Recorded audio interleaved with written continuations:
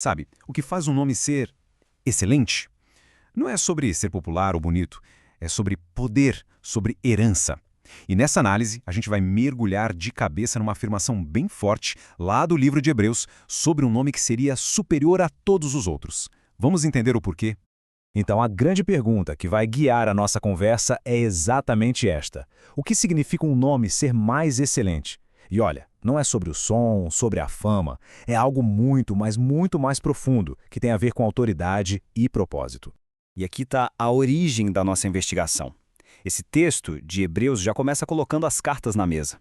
Ele fala de alguém que se tornou superior aos anjos porque herdou um nome mais excelente. E a palavra-chave aqui é essa, herdou.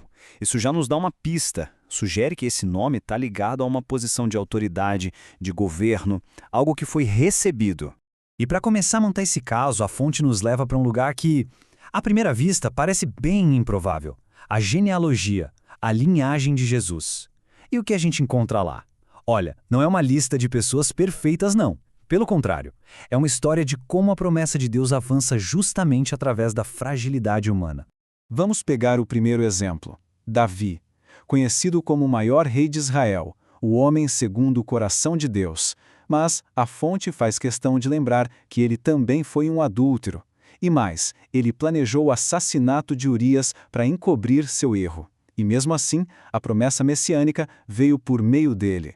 E a lista continua. A linhagem também passa por Jacó, um nome que literalmente quer dizer enganador. A primeira parte da vida dele foi construída na base do engano, de roubar a bênção do irmão. E, no entanto, foi ele quem se tornou o pai das 12 tribos de Israel. E não para por aí. A gente também encontra a Raabe, uma prostituta de Jericó que faz parte da linhagem direta de Jesus. A inclusão dela e de outras mulheres com histórias bem complicadas parece ser totalmente intencional, sabe? Para reforçar esse tema de que a graça de Deus age no meio de pessoas imperfeitas. Então, qual é o ponto aqui? O que isso tudo quer dizer? É que essa genealogia é uma baita mistura de contradições. Tem reis e gente anônima, justos e injustos. A fonte argumenta que isso, longe de diminuir Cristo, na verdade exalta a graça, que trabalha apesar das nossas falhas. É como se a promessa de Deus cortasse caminho no meio da bagunça da nossa história.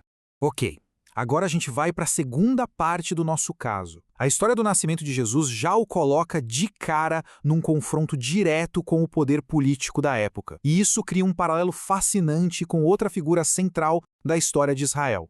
Pensa na cena, o rei Herodes, que se via como o rei dos judeus, fica sabendo do nascimento de um novo rei dos judeus. A reação dele não é de curiosidade, é de puro medo, de paranoia. O apego ao poder é tão grande que ele comete uma atrocidade, o massacre das crianças em Belém.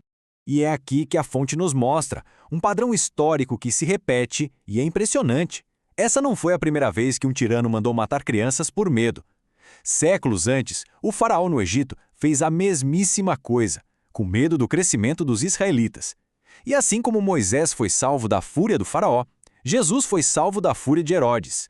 E essa comparação deixa muito claro o argumento de que Jesus é apresentado como um novo e superior Moisés. Onde Moisés trouxe libertação política do Egito, Jesus trouxe libertação espiritual do pecado. Onde Moisés foi o mediador da antiga aliança, Jesus inaugurou uma nova. E tem mais. Ele não só transmitia a palavra de Deus, ele falava com autoridade própria, como se estivesse cumprindo tudo aquilo que Moisés apenas anunciou. Bom, agora a gente chega na terceira peça desse quebra-cabeça.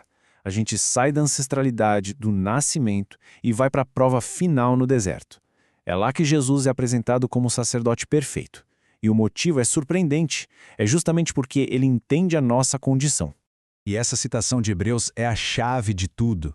Ela diz que o que qualifica Jesus como sumo sacerdote não é uma distância divina, mas uma proximidade radical. Ele foi tentado em todo tipo de tentação exatamente como nós, só que com uma diferença crucial: ele não pecou.